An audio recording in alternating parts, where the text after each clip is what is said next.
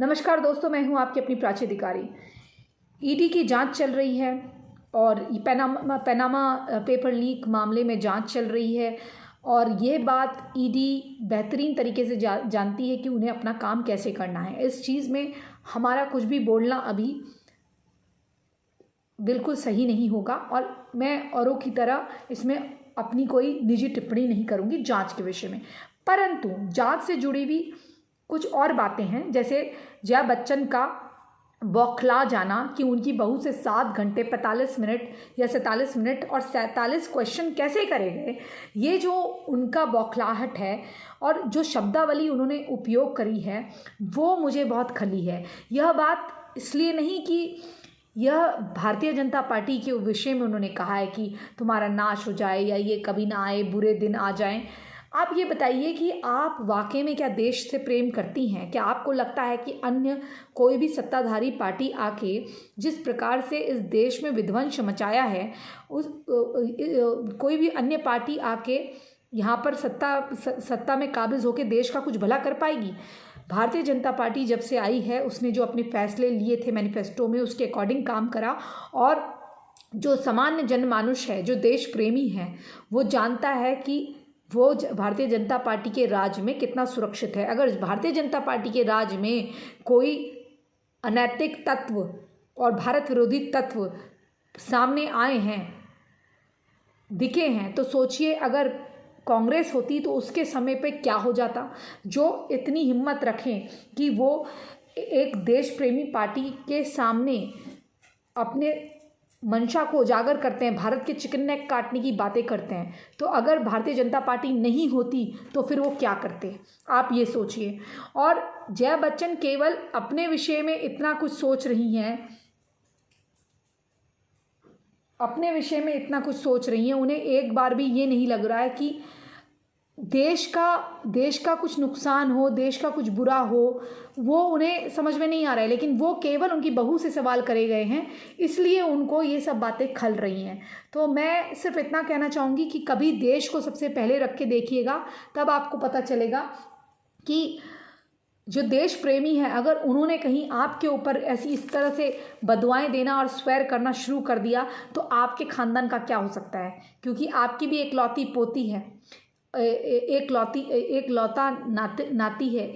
नातिन है, तो आप जैसे लोगों को भी इतनी बुराइयां नहीं लेनी चाहिए। वैसे ही ना जाने रेखा की कितनी हाई आपको लगी होगी। तो इसलिए ज़रा दोबारा जब बात करें तो मुंह संभाल के करें, क्योंकि उस प्रधानमंत्री के पीछे और इस पार्टी के पीछे बहुत करोड़ों लोग हैं, उनकी दुआएं हैं। तो आप जैसे जो लोग हैं ना, आपराधिक मानसिकता के, जो अपराध बोध में रहते हैं, उनके कहने से कुछ नहीं होता।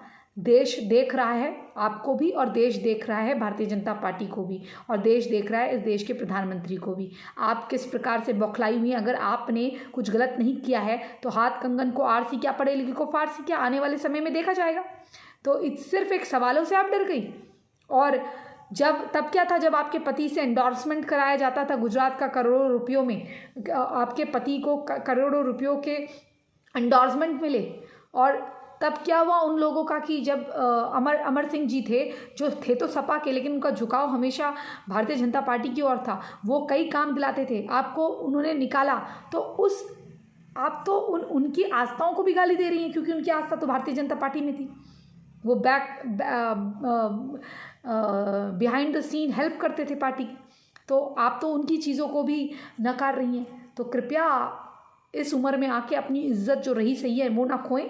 पहले भी आप थाली और माली इस तरह की बातें कर चुकी हैं कि थाली, कोई अगर इंडस्ट्री के खिलाफ सच बोल दे तो उन लोगों को थाली में खा के छेद कर देते हैं, इस प्रकार की बातें करती थी। और आज आप इस प्रकार की बातें कर रही हैं। कृपया होश में आएँ और इस प्रकार की ये अनर्गल बातें ना करें। बस इतना ही कहना चाहूँगी। जय जय हिंद, जय जय भारत, वंदे मातरम। आप क्या सोचते हैं इनकी बौखलाहट के बारे में, ये बताइएगा। क्योंकि मुझे नहीं लगता कि कानूनी प्रक्रिया में हमें कोई टिप्पणी करनी चाहिए, लेकिन अगर कोई कार्य हो रहा है, जैसे आपको सम्मान देकर उस सदन में बैठाया गया है जबकि आप इसके योग्य नहीं थी। और मैं ये भी कहना चाहती हूँ, नीतियों में बदलाव होना चाहिए कि इस प्रकार के लोग जो हैं उनकी क्वालिफिकेशन कुछ ना हो और वो सीधे सिर्फ इसलिए क्योंकि वो फिल्में कर चुके हैं, इसलिए उनको सत्ता पे काबिज़ नहीं करना चाहिए। ये सदन का अपमान होता है। आप चाहे कितने भी बड़े क्रिकेटर हो, कितने भी बड़े प्लेयर हो, अगर आप आए हैं तो आपको जनता के बीच में कार्य करना हो, ये सारे फैंसिनिज्म हटाना होता है। चाहे हम आज मैं व्यक्तिगत जीवन में अगर थोड़ी बहुत लेज़ी हूँ, लेकिन अगर मुझे सोशल वर्क करना होता है तो मुझे उसके लिए उठकर खड़ा होकर जाना पड़ता है लोगों के बीच में। तो वैसे ही जब तक हम जाएंगे नहीं, हम सोचेंगे नहीं धूप हो गई, गर्मी हो गई, बरसात हो गई, तो ये सब नहीं चलेगा।